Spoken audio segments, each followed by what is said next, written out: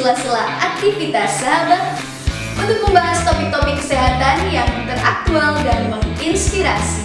Selengkapnya kami rangkum dalam edukasi kesehatan kanker, pengobatan kanker, deteksi dini kanker, tips-tips seputar kesehatan, dan teknologi kesehatan masa kini. Serial edukasi Cancer Education Channel selalu dinanti dan menginspirasi.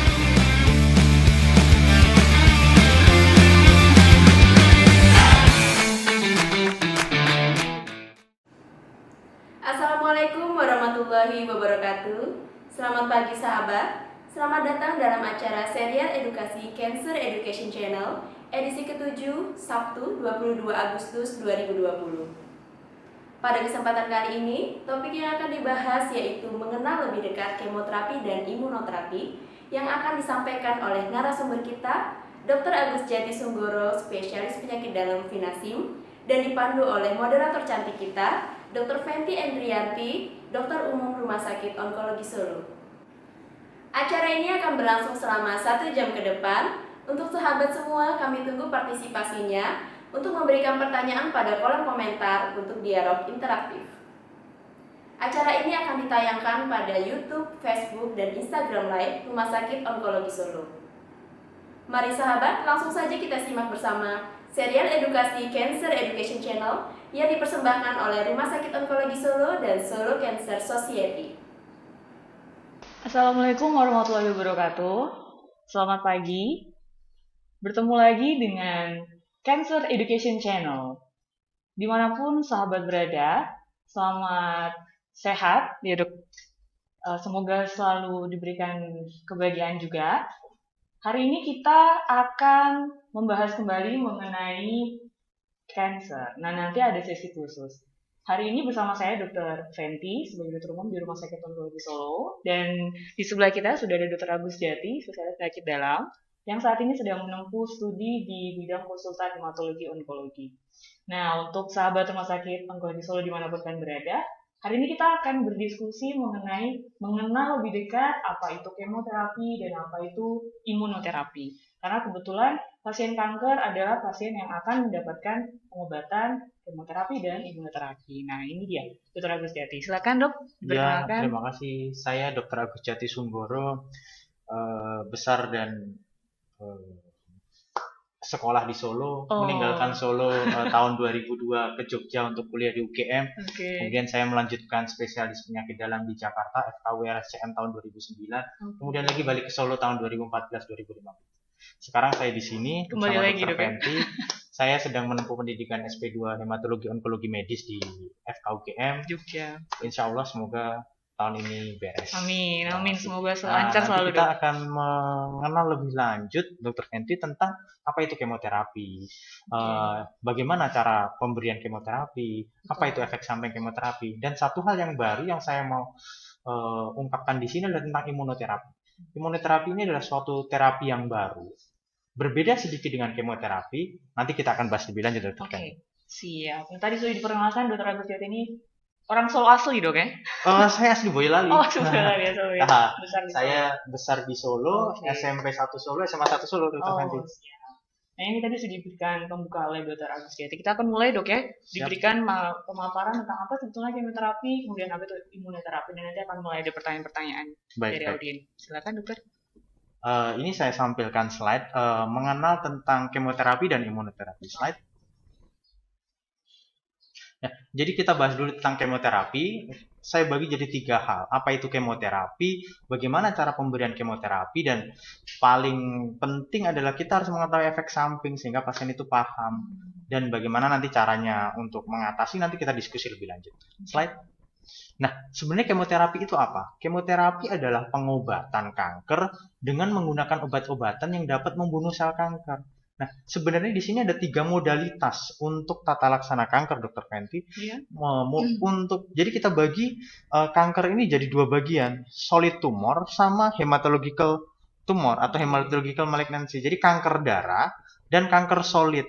Nah, untuk kanker darah itu pengobatan utama adalah obat kemoterapi. Oke. Nah, radioterapi pada beberapa keadaan membantu pengobatan. Nah, untuk solid tumor seperti kanker payudara, kanker paru, kanker tulang, dan lain sebagainya, ada 3 modalitas utama yang harus saling bekerja sama dari 3 ini.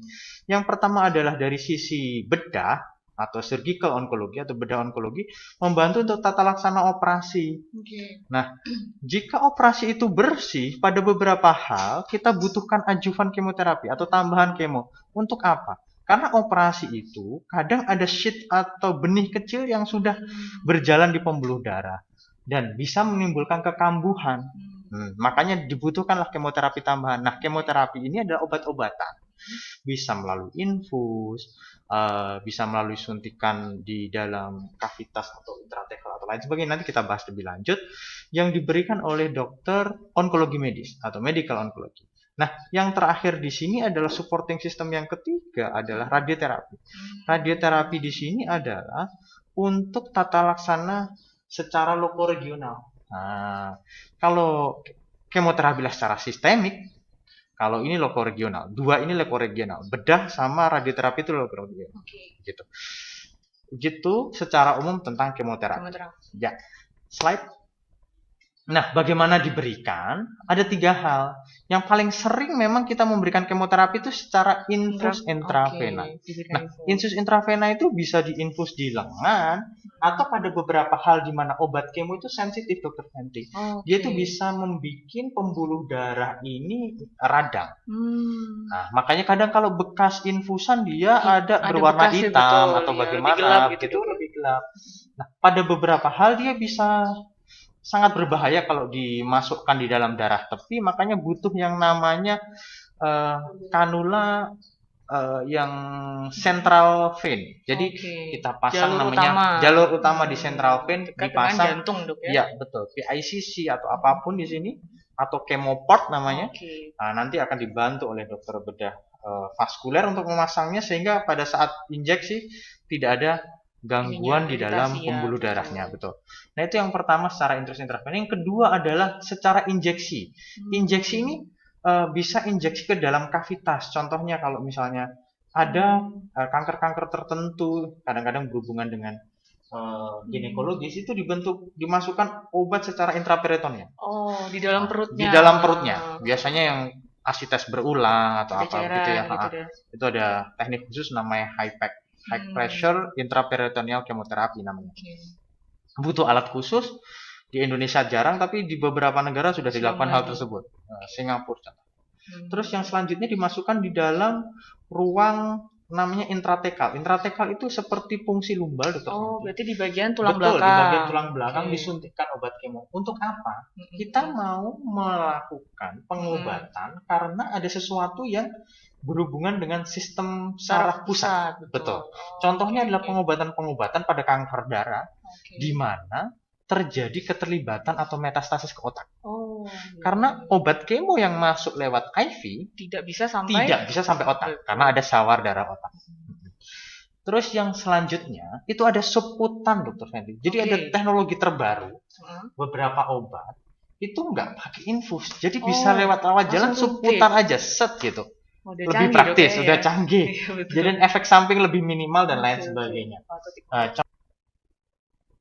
Dan baru trastuzumab yang dikembangkan oleh Roche dengan Herceptin subkutan. Itu jenis kemoterapinya. Jenis kemoterapinya biasanya Herceptin atau trastuzumab secara IV ada yang subkutan. Memang dengan harga yang lebih mahal karena dia ada modifikasi tertentu.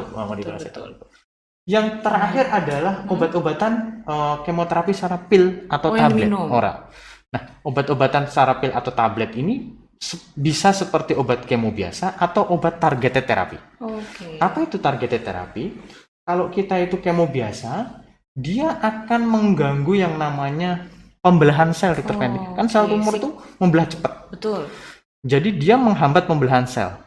Tidak tahu di mana, pokoknya di dalam siklus sel dia ini mau sel sehat, mau sel sakit. Makanya efek samping obat kemo adalah rambut rontok sariawan. Karena rambut itu yang selalu membelah. Kuku juga selalu membelah, mukosa di lidah dan sebagainya, serancangan yang selalu membelah. Makanya ada efek samping diare, sariawan pada obat kemo biasa. Nah, obat kemo tablet ini mentarget mutasi tertentu. Spesifik begitu dok ya? Spesifik terhadap mutasi tertentu. Contohnya pada obat kanker paru ada mutasi EGFR, dikasihlah obat tablet yang. Oke. Jadi ada obat tertentu yang sangat simpel. Kalau ini bisa dipakai di rumah. Oh siap, berarti tergantung kasus ya dok ya? Betul, tergantung kasus. Slide. Kemoterapi. Nah, ini adalah manfaat kemoterapi. Intinya padahal ini ada 3 hal. Yang pertama adalah cure, menyembuhkan. Contohnya adalah pada pasien kasus yang dia itu sudah dioperasi bersih, kemudian kita kasih kemo tambahan. Oke. Nah, kemo tambahan itu adalah untuk menghilangkan sheet atau benih-benih yang udah nyebar, tadi. sehingga akan memperpanjang hidup atau kesembuhannya pasien. Yang kedua adalah menghambat progresivitas. Ini kalau sudah stadium lanjut dokter Fenty, agar targetnya kanker tuh nggak semakin besar Nah, gitu. Kualitas hidupnya Lebih membaik. bagus. Yang ketiga adalah obat kemo ini memberikan manfaat sehingga sinar itu lebih efektif. Oh, dia membantu terapi lainnya Membagi ya, Dok, ya? terapi lain. Namanya sensitizer kemoterapi. Jadi dia Mensensitasi. kalau dikasih itu Akan jauh lebih. akan jauh lebih efektif sinarnya. Oke. Kalau sinar aja si tumornya nggak akan mati. Oh, Ya begitu. oke, itu Sensitizer. tujuannya. Nah, yang terakhir adalah kemoterapi itu sebagai pengobatan antara. Pengobatan antara apa? Jadi contoh dokter bedah mau operasi tapi it's not Ada operable kendala gitu seperti ya. saat ini, pandemi begitu, Dok, ya? Bukan, ini not operable gitu. Oh, tidak bisa dioperasi. Karena ukuran yang besar Oh, atau oke. luka atau apa gitu pada breast cancer misal gitu, kita kasih kemo di depan. Oke. Fungsinya apa? Untuk mengecilkan masa tumor dulu. Berharapnya bisa ada. Berharapnya ininya. bisa ngecil sehingga operable. Nah, dioperasilah dia begitu. Jadi begitu. Jadi memang tujuan utamanya Tujuan macam-macam. utamanya adalah membersihkan, tapi ini mengecilkan dulu sehingga kecil sehingga operator surgical akan lebih. akan lebih mudah dalam tata laksana. Hasil apa? Nah, itu adalah manfaatnya. Selanjutnya kita bahas tentang slide tentang Langsung imunoterapi mungkin dok ya? ya langsung imunoterapi mari. Ini efek samping seperti kita tahu. Nah, kalau ini efek samping yang kita bahas ada dalam diskusi dok ya. Oke dok. Imunoterapi slide. Nah, imunoterapi slide lagi. Slide lagi Cin. Nah, imunoterapi ini adalah suatu tipe pengobatan kanker. Bedanya dia ini mensensitisasi kekebalan tubuh agar melawan sel kanker. Oh dia membantu diri untuk secara Betul. lebih baik bisa. Ya, melawan. kita mengenal ada sel T dokter. Oke, Sel pertahanan T, tubuh itu ya. Sel dok, ya? T pertahanan tubuh. Sel T itu sebenarnya sudah mengenali sel kanker gitu. Oh. Tapi ada suatu ligan tertentu atau suatu Komunikasi antar sel. komunikasi ya? antar sel sehingga sel T itu nggak aktif. Oh imunitasnya tidak bekerja. gitu. Imunitasnya nggak bekerja. Jadi ini ada suatu obat ngeblok tadi si komunikasi tadi sehingga dia si selnya aktif. Oh. Aktif kemudian menyerang si sel Akhirnya kanker. bisa menghilangkan si sel kanker ini. Ya, Oke. karena secara ini meningkatkan Meningkatkan daya tahan tubuh. meningkatkan Daya tahan imunitas agar imunitasnya. bisa ini. Slide. Ini ada berita besar di sini. Ini Ini ada. rame nih, Dok, Ya, sebenarnya. ini Jimmy Carter. Iya. Ini mantan presiden Amerika itu mengalami stadium 4 namanya Brain tumor. melanoma maligna. Oke. Kanker kulit sebenarnya, tapi dia sering sekali brain mets. Oh, oke. Dia sudah terjadi metastasis ke otak dan dia bisa cure dengan obat imunoterapi ini. Oke, itu wah hebat. Nah, karena dulu-dulu nggak pernah belum cure, ada, belum ya. pernah cure. Jadi ini suatu harapan baru. Nah, sekarang penelitiannya tuh Sedang dari dikembangkan. semua sisi kanker. Kanker Oh, breast oke. ada, kanker darah Akhirnya ada. diteliti. Untuk mencoba sebenarnya mana yang ini gitu ya. Mana yang bisa Betul-betul. tepat. Tapi yang paling pertama adalah melanoma ini. Walaupun sekarang udah berkembang ke kanker paru, kanker breast cancer, ovarium, endometrium, semua udah diteliti tentang hal ini. Nah, sekarang lagi penelitian. Slide. Oke. Nah, ini gambarannya tadi kalau berkomunikasi dia jadi nggak aktif, kita blok jadi dia aktif gitu. Oke. Slide. Nah, ini sebenarnya imunoterapi itu banyak, tapi dua yang berkembang yang saya kotak, Dok. Oke. Yang dia sudah approve sama FDA.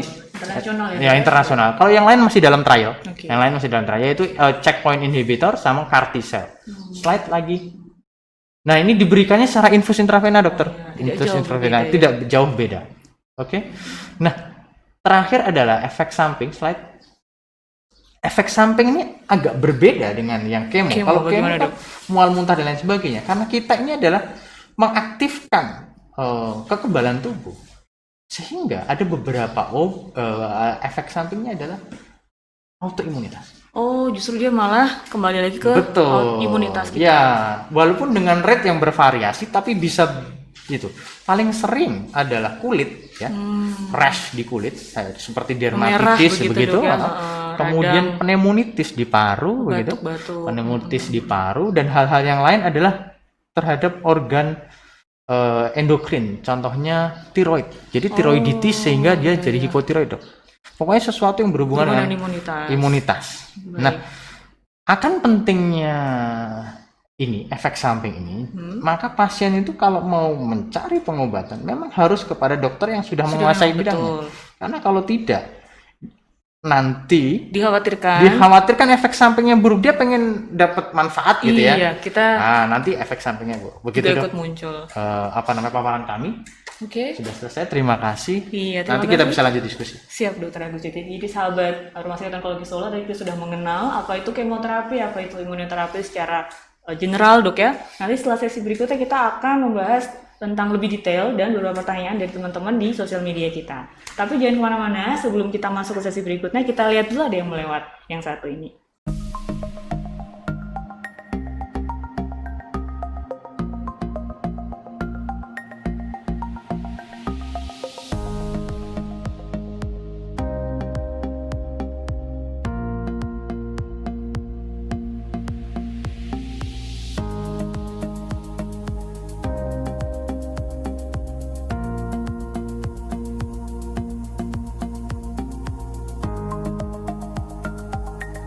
Sahabat Rumah Sakit Onkologi Solo dimanapun kalian berada, kembali lagi dengan saya Dr. Fenty, dan ini sudah ada Dr. Agus Jati, spesialis penyakit dalam di Rumah Sakit Onkologi Solo.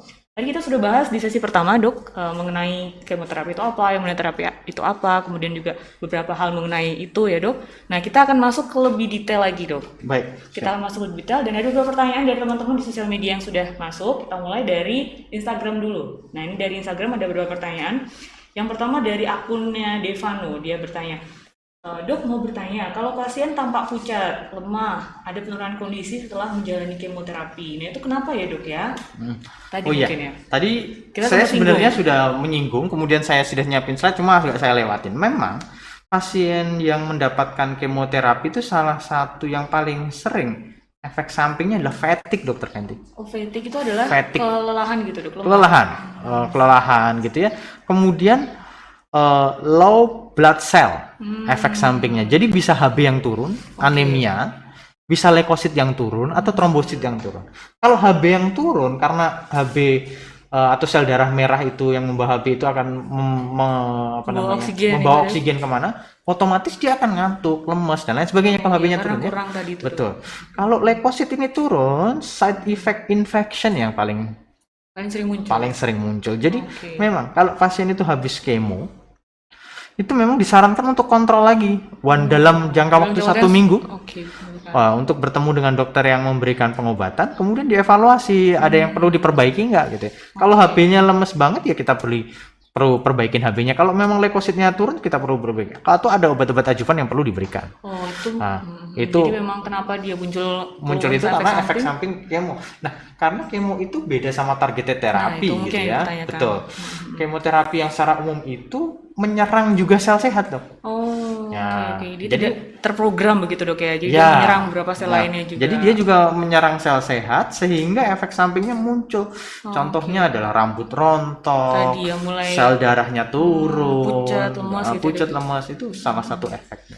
Oke, jadi memang itu semua karena kemoterapi itu sendiri. Jadi itu diharapkan karena mungkin side effect dari kemo itu sendiri, makanya harus ada follow up untuk kontrol-kontrol. Diharapkan untuk para survivor ya, Dok, dimanapun berada kalau sudah mulai kemoterapi diharapkan dia tetap memperhatikan hal tersebut, dan makan yang bagus, dan kalau memang terjadi sesuatu langsung datang ke rumah sakit. Segera kontrol. Kalau memang belum jangka waktu kontrol gitu ya, datang ke rumah sakit untuk kontrol, untuk evaluasi. Oke.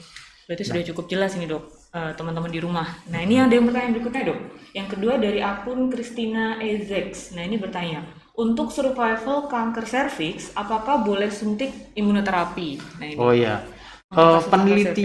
Penelitian imunoterapi kan ini sedang berkembang nih ya. Penelitian imunoterapi ini sedang berkembang. Nah, untuk CA cervix sendiri harus dipastikan dulu stadiumnya stadium apa untuk tata laksananya. Kalau pada stadium awal surgical oleh dokter Operasi berarti onkologi ginekologi nanti akan dilakukan operasi. Apakah ditambah adjuvan kemo gitu? Kalau memang stadium tertentu ditambah adjuvan kemo dokter, kemo tambahan gitu ya. Kalau memang sudah stadium lanjut, selain surgical, kemo itu untuk prolong life. Nah, prolong life untuk memberikan kualitas hidup yang lebih bagus, memperlama masa hidup dan lain sebagainya. Tentang imunoterapi ini sendiri, ini kan lagi ada penelitian yang sedang berkembang, tapi ada satu penelitian memang yang sudah terbukti tentang CA cervix yang pada stadium lanjut, stadium 4 dalam hal ini. Jadi belum dipakai dalam stadium yang awal-awal gitu ya. Yang pada stadium sudah metastatik, imunoterapi itu sendiri ada manfaatnya. Ada manfaatnya. Secara detail kita harus menganalisis sel kankernya tadi. Jadi ada yang namanya predictive marker, Dok. Apakah imunoterapi ini work apa enggak gitu ya. Jadi kita nggak cuma ngasih asal terapi gitu ya. Kita harus tahu spesifik ini betul. Spesifik ini akan work apa enggak, karena obat mahal ya. Betul. Jadi akan bekerja apa enggak. Nah, ada marker yang disarankan untuk dicek. Dua hal itu adalah ekspresi dari PD-1 PD-L1 namanya. Nah, ada ekspresi sel kanker kita ambil tertentu. Selnya begitu, Dok ya. Yang kemarin operasi sama dokter kan sudah ada blok PA-nya. Betul. Blok PA nanti akan dicek ulang. Di blok lab. PA-nya. Jadi yang operasi yang dulu blok PA bisa pakai itu, Dok, bisa pakai yang itu. Kalau memang kita tidak operable dalam hal sekarang ini gitu ya. Kalau kita nggak bisa ngambil metastasisnya ya yang dulu aja kita analisis lagi. Sama yang satu lagi adalah ada pemeriksaan namanya microsatellite instability MSI. Jadi kalau MSI-nya high, tinggi, dia kerja nih si imunoterapi gitu ya. Berarti ini kalau ada pertanyaan ini gitu ya. Bisa sebetulnya, tapi pada stadium lanjut kemudian harus dicek ini dulu. Dan dipastikan dulu apakah ini bekerja dengan baik di kasus pasien ini. Betul. Gitu, Dok ya. Jadi nggak saling. Nah, imunoterapi yang sudah terbukti secara itu ya tadi saya sebutkan CAR T-cell dan checkpoint inhibitor. Vaksin itu dalam penelitian lanjut ada yang namanya vaksin onkolitik tapi masih dalam ongoing. Jadi kita suntikin vaksin, vaksinnya itu akan kekebalan tubuh itu merusak sisa kanker. Nah, tapi masih ongoing penelitian ini ya, belum ya. Yang sudah sangat terbukti bahwa vaksin ini berguna adalah mencegah CA cervix seperti pada bukunya Dr. Heru ini. Jadi vaksinasi HPV atau HPV pada wanita usia muda itu wajib. Dok. Dengan vaksinasi menurunkan kejadian. Jadi kita preventif itu lebih bagus. Itu sudah betul-betul terbukti secara klinis. Memang lebih baik mencegah, Dok, ya, daripada kita mengobati sudah terjadi. Itu pertanyaan yang dari Christine Isaac sudah banyak terjawab. Kemudian yang berikutnya, Dok, lagi pertanyaan nih, Dok, dari Fatur Sidi. Bertanya bahwa, Dok, istri saya didiagnosis kanker usus besar, stadium 2 nih, Dok. Sudah pernah dioperasi pengangkatan kanker, lalu dia menjalani kemoterapi, sudah selesai, sudah lengkap terapinya. Nah, dia bertanya, kira-kira bisa nggak sih, Dok, saya punya anak lagi gitu, Dok? Nah, ini ada satu hal yang harus didiskusikan tentang sebelum pengobatan kemoterapi. Nah, itu bedanya kalau teman-teman semua itu bertemu dengan dokter yang aware sama dokter yang enggak. Karena salah satu efek samping yang saya sebutkan ini tentang fertilitas, Dok. Tentang fertilitas. Jadi kalau kita dapat pasien usia muda, usia produktif, kita harus diskusi tentang hal ini. Karena ada obat-obat tertentu yang mempengaruhi fertilitas. Ya, ada obat-obat tertentu yang mempengaruhi fertilitas. Ada satu hal, misalnya pasien itu di kemo, suatu obat yang sitotoksik, karena saya bilang tadi obat itu mempengaruhi sel yang pembelahannya cepat, Dok.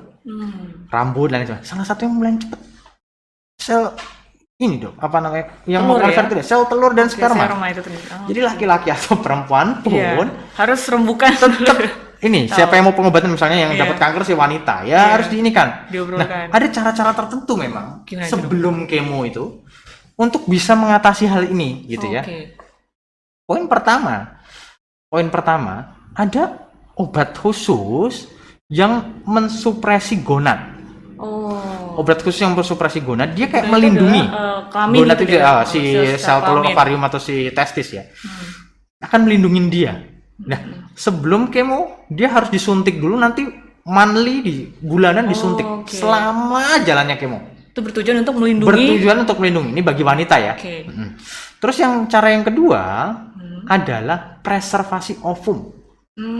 Preservasi ovum bagi wanita. Oke. Disimpan dulu ovumnya di cryo. Nanti kalau pada saat selesai kemo udah Sudah bagus, dinyatakan kondisinya baik gitu. bisa baru hamil kita dengan sel masuk. telur yang tadi. Kalau memang sel telurnya nggak menghasilkan lagi. Oke. gitu ya. Nah, Bagi laki-laki, saran yang udah ini adalah dilakukan donor sperma di awal. oh. Nah, kalaupun nanti mau Setelah proses, hamil dengan itu, ya in vitro fertilization. Nanti kita kerja sama-sama konsultan ferto maternal dalam hal ini. Oke, Betul. dan fertilitas gitu dok. Iya. Oh, Tapi jadi itu yang harus dipahamkan. Jadi kita nggak cuma semangat untuk terapi ya. Betul, di Kita awal. harus memikirkan efek jangka panjang. Kalau terutama bagi yang Masih usia masih produktif usia ya? produktif. Oh, tapi untuk pengobatannya sendiri dok, apa memang semuanya akan memberikan Tidak semuanya. Ada obat-obat kanker tertentu yang high high risk. Ya. Sama satu lagi adalah penyinaran di area panggul, dok. Oh, untuk kasus-kasus kanker yang di area Kasus panggul. kanker yang di area panggul, contohnya serviks, ovarium, endometrium, terus laki-laki testis dan juga lain ya. sebagainya. Itu kalau disinar itu mempengaruhi. Jadi harus dipikirkan tentang hal itu. Jadi diskusi dengan dokter yang memberikan pengobatan itu penting. Jangan sampai terjadi setelah pengobatan habis itu terjadi Baru suatu ada masalah. yang tidak kita harapkan. Jadi Iya. memang dari awal sebaiknya mungkin didiskusikan dok ya, konsultasikan Betul. dengan dokter yang akan menangani. Jangan Iya. sampai ini terskip gitu ya, karena hal Terskip, penting. betul. Nah, sangat penting untuk yang masih produktif. Nah, berikutnya dok. Yang terakhir ini dari akun Instagram kita, ada Linda Zin. Dia bertanya, dokter mohon penjelasan terkait imunoterapi, apakah diberikan bersamaan dengan kemoterapi atau masing-masing nih dok? Baik. Jadi pada beberapa penelitian itu yang sudah established begitu ya. Oke. Yang sudah established, imunoterapi itu bisa diberikan tunggal imunoterapi aja. Oh. Bisa dikombin dengan obat kemoterapi. Contohnya pada penelitian-penelitian di kanker paru. Nanti ada syarat-syarat yang harus dipenuhi sih ya. Kalau yang tunggal itu bagaimana, kalau yang combine itu bagaimana. Salah satu contohnya kalau di kanker paru itu, kalau misal pasien ini yang dalam rangka ini adalah yang sudah stadium 4 ya. Oke. Stadium 4 atau sudah terjadi metastasis nih, misalnya kanker paru, non small cell lung cancer, kita cek tadi biomarkernya, Oke. PD-L1 namanya. Kalau dia PD-L1-nya high, lebih dari 50% gitu, dia boleh tunggal. Oh. Kalau PD-L1-nya low gitu ya, misalnya cuma 1%, 2%, tunggal boleh, tapi efektivitasnya akan beda dengan kalau dikasih dengan Kombinasi kemo. dengan kemo. Ya. Kombin dengan kemo itu tidak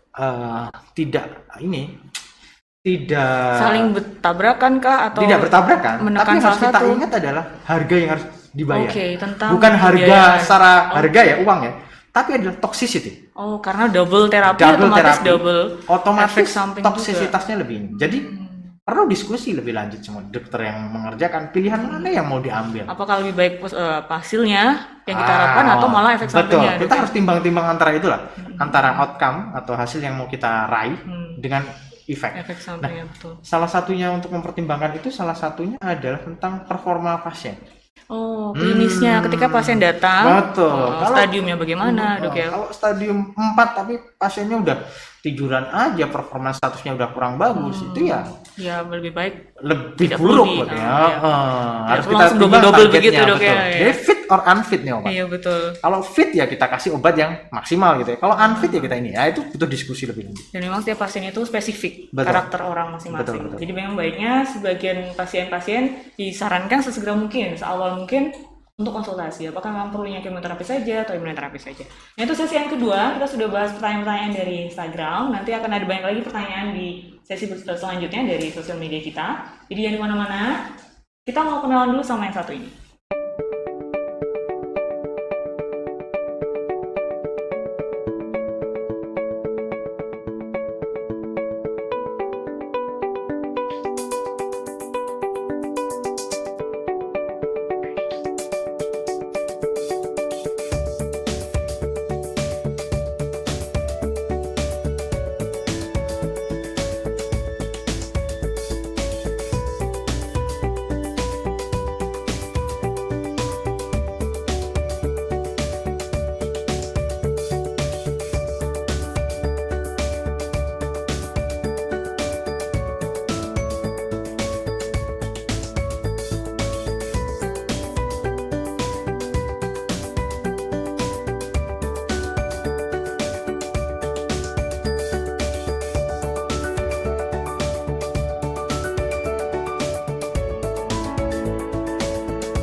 Kembali lagi di Cancer Education Channel. Pada hari ini kita akan membahas dengan Dr. Agus Jati, spesialis penyakit dalam di sini, dokter spesialis penyakit dalam di Rumah Sakit Onkologi Solo, tentang mengenal lebih jauh apa itu kemoterapi dan imunoterapi. Tadi kita udah masuk di sesi sebelumnya, ada penjelasan, kemudian ada pertanyaan dari teman-teman sosial media. Dan teman-teman sahabat Rumah Sakit Onkologi Solo dimanapun teman berada, kalau ingin bertanya bisa, masih ada kesempatan di channel YouTube kita, di Instagram kita, dan di Facebook kita.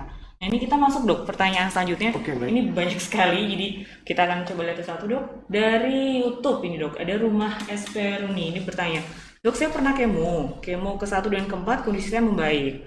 Kemudian, tapi HB saya sering turun di bawah 10. Nah setelah masuk kemo yang ke-5 dan ke-6, perut saya mulai kembung, mulai susah BAB, dan itu sering kambuh-kambuhan dok, serta nafsu makan saya juga turun. Nah itu kenapa ya dok? Kok malah kemo ke 5-6 mungkin ya ditanya ini, malah mulai keluhan-keluhannya kok muncul? Oh iya, baik. Jadi memang obat kemo itu kan dosnya itu, jadi misalnya cycle-nya itu per 3 minggu gitu dok ya. Oke. Efek samping itu kumulatif dok. Oh. Okay. Jadi nggak cuma memang pada awal mungkin HB-nya masih Fine-fine bagus aja. gitu ya kan ya. Tapi kan karena dapat obat terus, memang pada satu saat produksi sel darah merah akan turun. Jadi HB-nya turun dok. Karena makanya ada suatu ini dok, namanya maksimal dose. Oke. Ya, memang harus diinikan terus ini. Jadi maksimal dose pada orang misalnya dulu udah pernah dapat obat ini gitu ya. Ini nggak boleh dapat obat yang sama lagi dok. Kalau dos maksimal sudah terlampaui gitu ya. Jadi nggak cuma main seperti paracetamol, ya udah ada paracetamol gitu ya. Beda ya dok ya? Beda. Oke. Ini ada. Apa ada nih dok? Mungkin sebelumnya kita gitu. harus cek dulu di kandungan darahnya pernah dapat terapi ini. Oh enggak, itu bisa, ya? nggak bisa. Kalau dulu dapat apa gitu nggak bisa. Makanya anamnesis yang tepat. Kemudian kalau memang sudah berobat ke rumah sakit lain atau apa, itu ada catatan yang baik. Itu membantu kita untuk menentukan sebenarnya obat kemo apa yang tepat. Kalau sudah dapat ini apa gitu. Kalau pada tadi disebutkan pada kemo 1-4 bagus gitu. Habis itu KB-nya turun terus ya. Itu memang side effect gitu ya. Nah, kita memang kayak bermain antara timbangan nih, antara kita mau menyelesaikan kemo untuk outcome-nya biar bagus sama side effect-nya terjadi gitu ya. Nah, nanti akan diperbaiki sebenarnya HB itu. HB itu akan diperbaiki bisa lewat transfusion untuk mengejar biar kemonya tepat waktu, atau pakai obat-obatan tertentu untuk meningkatkan produksi seperti erythropoietin gitu ya, EPO gitu ya. Terus masalah tentang perut kembung. Perut kembung, susah buang air besar, itu perlu dianalisis ulang. Apakah ada obat-obat lain yang dikonsumsi? Contohnya pada pasien kanker itu mengkonsumsi analgetik dok, karena ada cancer pain, anti nyeri yang biasanya adalah morfin, bersegolongan dengan itu AST atau apa, yang side effect-nya adalah menurunkan peristaltik usus dan terjadi konstipasi dok. Oke, jadi ya tidak ada obat-obat lain, contohnya tramadol dan lain sebagainya itu juga seperti itu. Nah, jadi harus analisis yang tepat obat yang dikonsumsi apa. Memang pada beberapa obat kemo itu ada dua hal. Ada yang memberikan juga. Ada yang memberikan efek konstipasi juga. Ada yang memberikan efek diare juga dok. Seperti saya bilang tadi, kemo itu menyerang sel yang proliferasi atau membelahnya cepat. Nah, selain sel kanker yang membelahnya cepat, rambut membelahnya cepat. Saluran cerna juga, mukosa saluran cerna juga. Jadi kalau terjadi diberikan obat kemo, jadi kayak radang dan lain sebagainya, makanya diare. Nah, tentang tadi kembung, susah buang air besar itu harus dianalisis lagi. Tentang obat-obat yang lain yang dikonsumsi apa. Yang kedua adalah tumor primernya di mana dok? Contohnya tumor primernya di usus besar gitu ya. Artinya betul-betul tumor utamanya. Tumor utamanya dari mana? Tumor usus besarnya itu kemarin nggak operasi gitu dok. Paham nggak? Nggak cuma di biopsi aja. Efeknya kalau memang terjadi progressive disease atau penyakitnya selama kemo awal-awalnya memang respon gitu ya. Habis itu nggak respon, bisa besar loh. Nah, itu bisa nyebabin kembung. Nah, kita harus analisis kembung dan lain sebagainya itu side effect dari obat atau progresivitas dari penyakit. Nanti bisa dianalisis sama dokter yang merawat. Apakah perlu dilakukan pemeriksaan CT scan atau apa begitu untuk mengevaluasi tentang perut kembungnya itu apa. Jadi memang baiknya kalau dari pasien ini dia bertanya jangan dia merasakan itu kemudian menyimpulkan sendiri dok ya. Kan banyak pasien seperti itu kan, pasien-pasien survivor yang cancer di rumah nih, kok perutnya sebal atau apa, jangan-jangan karena saya kemo kemarin nih akhirnya jadi takut kemo gitu kan dok, banyak seperti itu. Jadi nggak boleh ya. Nggak boleh takut. Nah itu, ini harus dijadikan karena harus diinikan bahwa kita kan mau mencapai suatu target, untuk betul. pengobatan. Nah, yang harus dihadapi adalah berkonsultasi dengan dokter untuk menangani efek samping ini. Dan memahami itu ya, dan Dok, memahami ya? itu karena kita mau membuat pasien itu lebih nyaman dalam pengobatan, selama pengobatan. Memang jika pasien itu mengalami efek samping yang berat, dia akan seperti trauma, Dok, memang. Nah, Dok. itu betul, Dok. Betul, trauma. Harus hati-hati, betul. Memang harus hati-hati. Nah, hal itu memang harus dipersiapkan oleh dokter yang memberikan pengobatan. Contoh, obat-obatan tertentu yang efek samping mual muntahnya tinggi, high emetogenik namanya. Contohnya, doxorubicin campur siklofosfamid pada pasien dengan breast cancer, atau pasien dengan cisplatin yang dikemo pada pasien dengan head and neck cancer, NPC atau cervix gitu ya. Mesti mual muntahnya hebat. Jadi dokter yang meresepkan, setelah meresepin obat kemo, harus meresepin obat mual muntah yang tepat, Dok. Yang sesuai. Yang tepat. Karena high emetogenik nggak cukup dengan ondansetron dan metocloramid dan lainnya. Nah, makanya tepat memberikan itu sehingga pasien nggak ngalamin trauma, Dok. Kalau dia baru ngalamin habis itu datang berobat, itu sama seperti kita udah habis jatuh, baru datang. Memang harus dikasih preventifnya dulu, Dok. Di awal. Yang kedua lagi, kalau misalnya pasien tuh mengalami siklus pertama, siklus kedua tuh leukositnya rendah. Jadi dokter harus berpikir, kita mau nurunin dose-nya agar dia nggak mengalami keluhan sama itunya, atau kita tetepin dose, tapi kita profilaktik dikasih dengan obat tertentu sehingga leukositnya bagus gitu. Nah, analisis itu harus yang hati-hati diperlukan. itu, Dok, ya? Wah. Itu yang diperlukan. Nah, kadang-kadang pada pasien-pasien yang dirawat di BPJS itu BPJS itu nggak mengcover untuk profilaktik, Dok. Jadi kalau leukosit turun baru disuntik. Nah, sebenarnya akan lebih nyaman gitu ya, lebih nyaman. Akan lebih nyaman kalau dikasih profilaktik. Nah, tapi itu bisa didiskusikan dengan dokternya. Jadi memang pengobatan terapi untuk cancer ini ya, Dok, ya, ini sangat spesifik dan tidak bisa sembarangan. Betul. Selain juga ini harus telaten ya, dokternya pun dari awal sudah harus menjelaskan. Dan untuk pasien cancer survival dimanapun teman-teman berada, jangan sampai ketika ada masalah, ketika ada kendala untuk terapi kemudian stop ya, Dok, ya. Betul. Itu bukan solusi. Jadi memang baiknya diobrolkan, didiskusikan, ya, ditanya apa baiknya atau jalan keluarnya seperti apa begitu. Jangan sampai sudah di tengah-tengah, sudah pengorbanannya banyak kemudian mengalami satu ini stop gitu ya, Dok, ya. Sayang sekali karena kan biaya juga ya, Dok, waktu juga sudah sangat lama terapi kemudian stop kan tidak diharapkan. Nah, ini kemudian pertanyaan lainnya, Dok, ini dari YouTube. Tadi sudah dari Rumah Peruni, berikutnya dari Indah Ramawati. Dok, perawatan apa saja yang sebaiknya kita lakukan setelah selesai menjalani kemoterapi karena tubuh saya rasanya lemas dan mual. Nah, ini tadi mungkin berhubungan, Dok. Makanan apa yang boleh dan tidak boleh? Makanan apa aja, Dok? Makanan apa aja boleh. Nah, makanan apa aja boleh. Yang penting kalau menurut saya itu hindari yang berpengawet.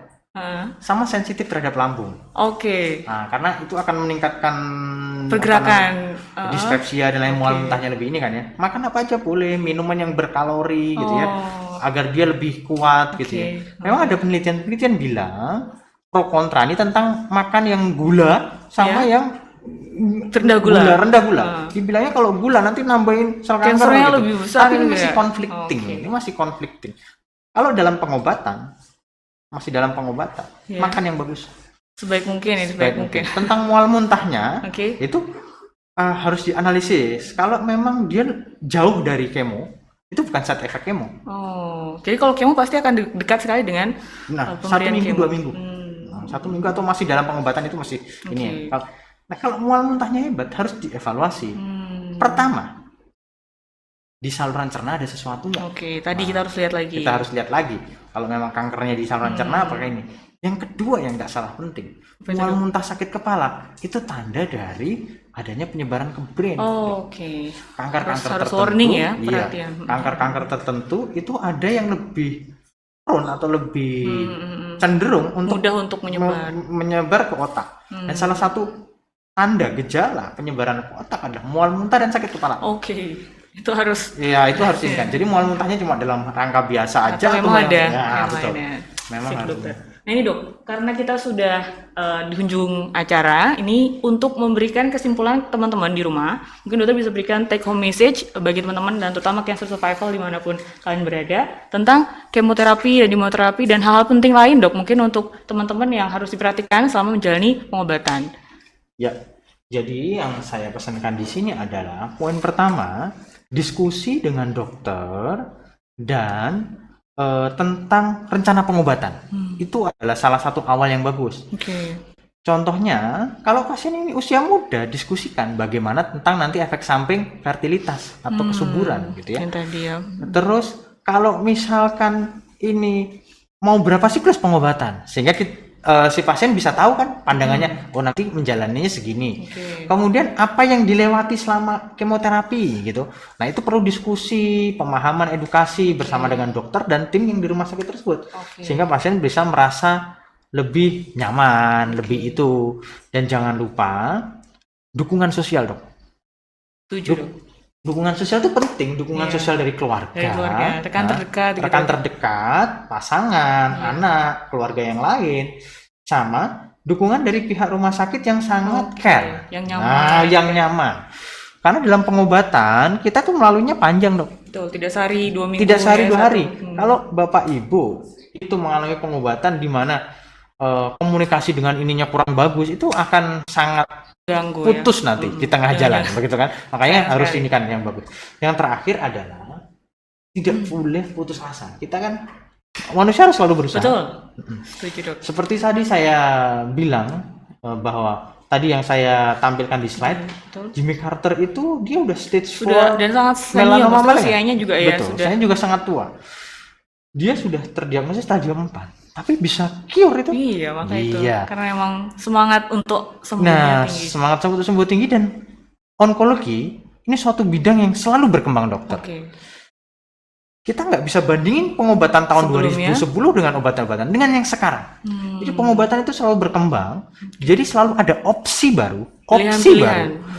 yang akan Mungkin lebih baik dibandingkan sebelumnya. yang lain. Jadi diskusi, kemudian kalau bisa memang ada forum-forum diskusi dengan sesama pasien dan lain sebagainya, itu yang bagus sehingga membuka wawasan. Oke. Oh sebenarnya ada obat baru apa sih, obat baru apa? Nah itu bisa nanti didiskusikan sama dokternya. Oke. Oh, ini kelompok tertentu. Kelompok ya, dok, ya? tertentu, peer group misalnya, Peer group. kelompok tertentu atau ikut forum diskusi tertentu Oke. begitu. Wah, sangat-sangat ini dok, memberikan baru nih informasi-informasi penting untuk teman-teman cancer survival dimanapun mereka berada. Karena selama ini kan banyak sekali hal-hal tabu ya dok ya, yang tidak dibuka. Ini Dr. Agus Jati, beliau sudah menyampaikan banyak hal. Nanti kalau memang ada pertanyaan lainnya dok, izin mungkin bisa ditanya di sosial media dok ya. Boleh. Boleh nanti. Saya nggak punya IG, nggak punya Oke. Facebook gitu. Di rumah sakit Saya berarti? ada lewat IG atau Facebooknya Rumah Sakit Onkologi Solo, Oke. atau lewat Twitter saya. Oke. Atau Halo Dok langsung dok ya, Halo Dok Rumah Sakit Onkologi juga ada. Bisa. Oke. Atau lewat Twitter saya nanti via ini. Oh sip, itu dokter. Nah ini teman-teman, dimanapun kalian berada, hari ini sudah kita lewati diskusi panjang di Cancer Education Channel, edisi mengenal lebih dekat tentang imunoterapi dan kemoterapi. Dan saya rasa sudah sampai di akhir nih dok ya. Terima kasih dokter. Kita banyak berdiskusi.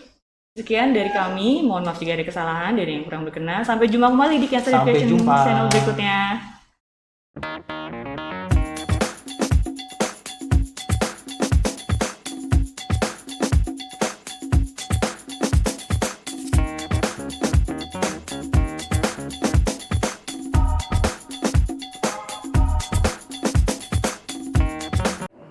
Demikian sahabat, telah kita saksikan bersama serial edukasi dengan tema mengenal lebih dekat kemoterapi dan imunoterapi. Semoga acara ini memberi manfaat dan ilmu baru bagi kita semua. Terima kasih sudah menyaksikan dan berpartisipasi selama acara berlangsung. Untuk pertanyaan-pertanyaan yang belum terjawab, akan kami jawab pada sesi khusus dan sesi offline. Untuk bagi sahabat yang belum menyaksikan acara live streaming kami, akan kami upload pada channel YouTube Rumah Sakit Onkologi Solo dan Cancer Education Channel. Jangan lupa untuk selalu mendukung channel kami dengan memberikan komen, like, subscribe, dan share, karena dukungan dari sahabat sangat berarti bagi kami. Serial edukasi Cancer Education Channel selalu dinanti dan menginspirasi. Wassalamualaikum warahmatullahi wabarakatuh.